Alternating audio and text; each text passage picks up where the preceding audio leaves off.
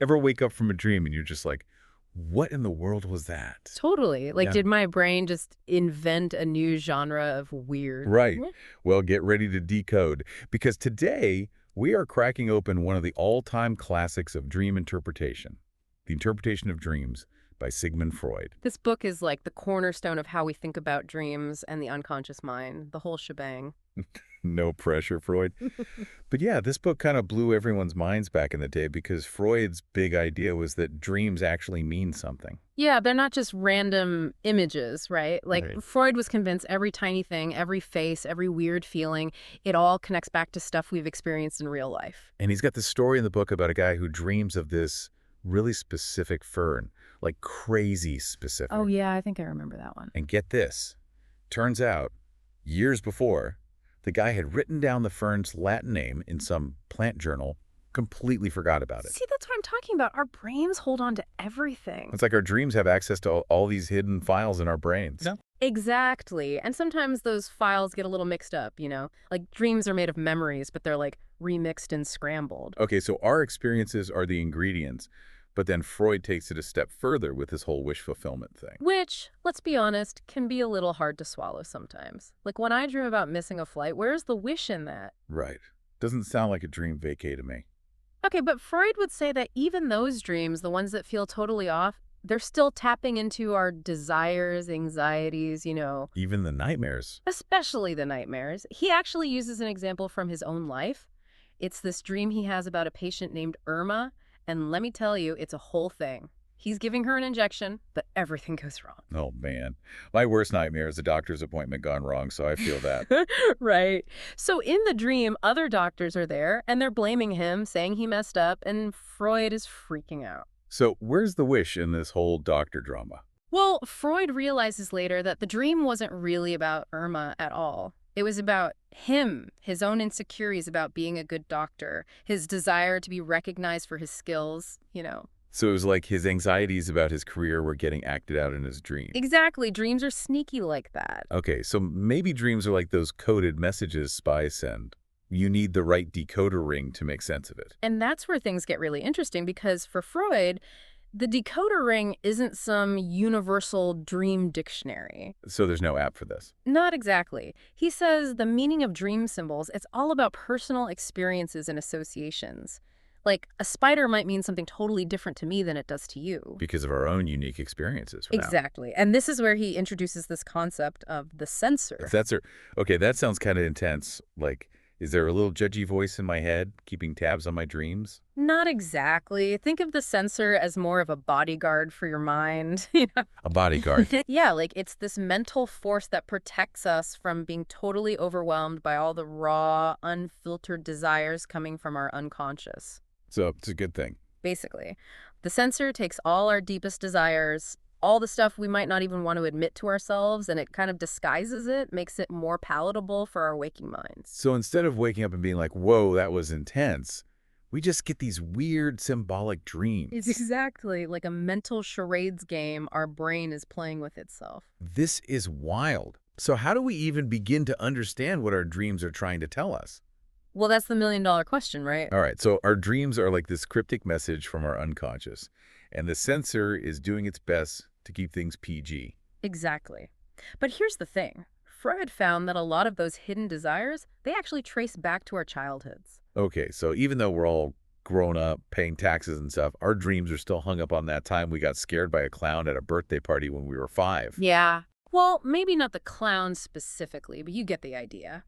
Floyd noticed that even childhood experiences we barely remember, they can pop up in our dreams, often disguised in symbolic form. So it's like our adult brains are trying to make sense of these old emotions and experiences we haven't quite processed. Exactly. And it makes sense, right? Childhood is when we're figuring out who we are, how the world works, all that. Those early experiences, they leave a mark. Makes sense. But how do we know if a dream symbol is connected to our childhood? It's not like our dreams come with footnotes. True, it's definitely not an exact science, but Freud found that when his patients explored these recurring dream symbols, they often uncovered forgotten memories or feelings from their past. Like that dream we talked about earlier with the guy and the fern.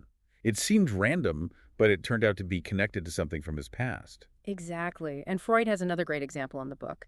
This patient, he keeps dreaming about finding his grandfather's book, but it's totally ripped to shreds. Oh man, that's like a book lover's worst nightmare. Right. So at first glance, it's just a random image, a torn up book. But when they dug a little deeper, they discovered this whole web of memories connected to the patient's childhood. What kind of memories? Well, it turns out that as a kid, this guy, he loved to pull books apart page by page. What? Okay, that's kind of destructive. It was a phase. But for him, it was all about exploring how things worked. And guess what?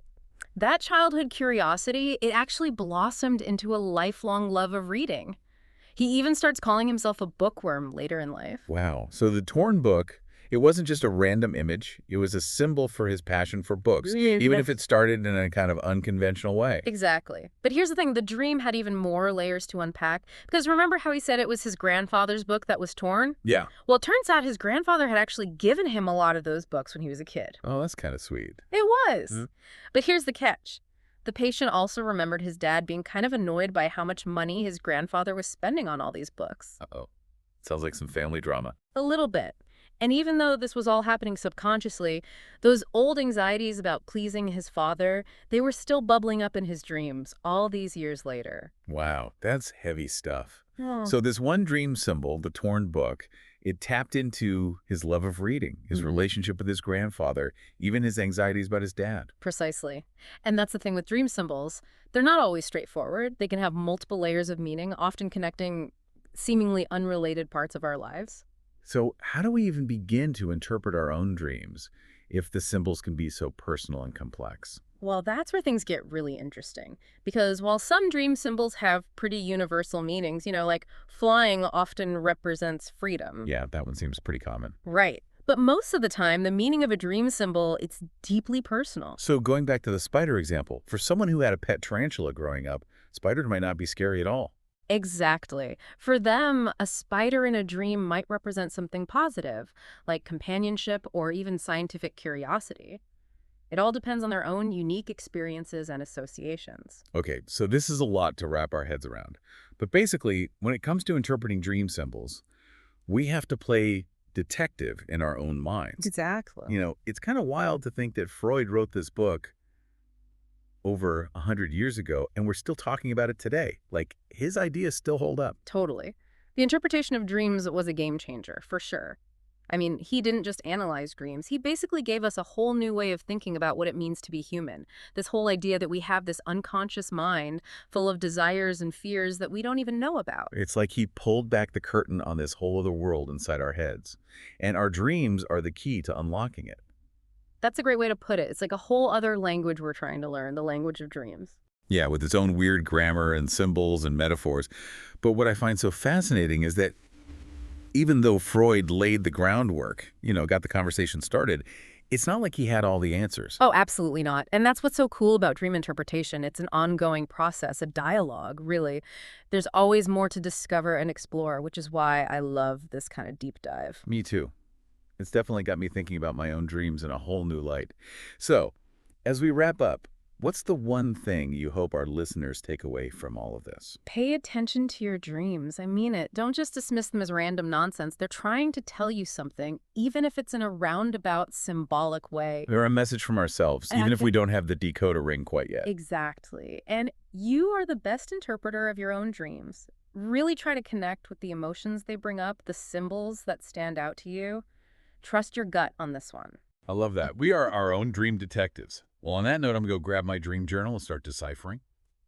Thanks for joining us on this deep dive into the world of dreams. Until next time, sweet dreams, everyone.